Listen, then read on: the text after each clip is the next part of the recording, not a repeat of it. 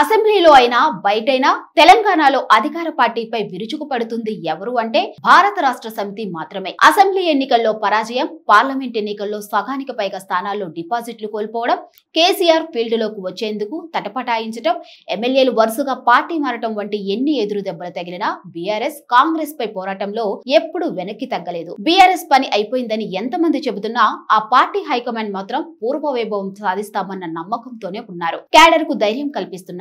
అయితే భవిష్యత్ తమదేనని బీఆర్ఎస్ పని అయిపోయిందని అనుకుంటున్న బీజేపీ మాత్రం కాంగ్రెస్ ప్రభుత్వంపై రకరకాల కారణాలతో బీఆర్ఎస్ విరుచుకుపడుతుంది. 6 గ్యారంటీల అమలు దగ్గర నుంచి రుణమాఫీ వరకు, శాంతి భద్రతల నుంచి పెట్టుబడుల వరకు ప్రతి విషయంలోనూ సందు దొరికితే ప్రభుత్వాన్ని ఇరుకును పెడుతున్నారు. కానీ తామే ప్రధాన ప్రతిపక్షమని, దానికి పార్లమెంట్ ఎన్నికల్లో వచ్చిన ఓట్లు, సీట్లే సాక్ష్యమని వాదిస్తున్న బీజేపీ నేతలు మాత్రం ఎక్కడా కనిపించడం లేదు. ఎప్పుడో ఓసారి ప్రెస్ మీట్ పెడతారు. ఆ ప్రెస్ మీట్ పెట్టారన్న సంగతి కూడా చాలా మందికి తెలియదు. రోడ్డెక్కి పోరాడిన సందర్భాలు కూడా లేవు. ఉన్నా ఎవరూ పట్టించుకోవడం లేదు. ఇలా పోరాటాల విషయంలో బీజేపీ వెనుకబడిపోవటం ఆ పార్టీ క్యాడర్ కూడా ఆశ్చర్యపోతుంది. ఇక ఇది వ్యూహమా, అంతర్గత పోరాటమో తెలుసుకుందాం. అయితే బీజేపీ ఏం చేసినా దానికో వ్యూహం ఉంటుందని ఆ పార్టీ కార్యకర్తలు గట్టిగా నమ్ముతున్నారు. ఆరిపోయే దీపానికి వెలుగు ఎక్కువ అని బీఆర్ఎస్ గురించి అంటున్నారు. అయితే బీజేపీలో అంతర్గత పోరాటాల వల్ల పార్టీ ముఖ్య నేతల మధ్య సఖ్యత లేకపోవడం వల్లనే పార్టీ నిస్తేజంగా మారిందనే వారు కూడా ఎక్కువగా ఉన్నారు. కిషన్ రెడ్డి, బండి సంజయ్లు కేంద్ర మంత్రులుగా ఉన్నారు. వీకెండ్స్ లో తప్ప పార్టీ కార్యక్రమాలను పట్టించుకునే పరిస్థితిలో లేరు.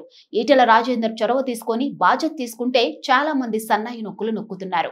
స్వయంగా బిఎల్ సంతోష్ వచ్చి పరిస్థితులను చక్కదిద్దేందుకు ప్రయత్నించారు.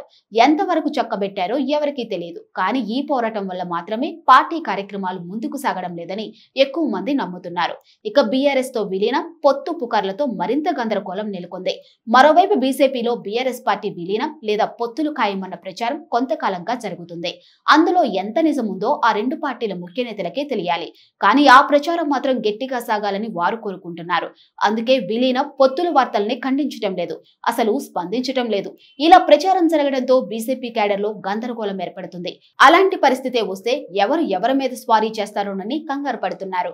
బీఆర్ఎస్ తో ఇలాంటి సమయంలో ఎలాంటి సంబంధాలు పెట్టుకున్నా అది బీజేపీకి నష్టం చేస్తుంది, కానీ లాభం చేసే అవకాశం లేదని వాదిస్తున్నారు.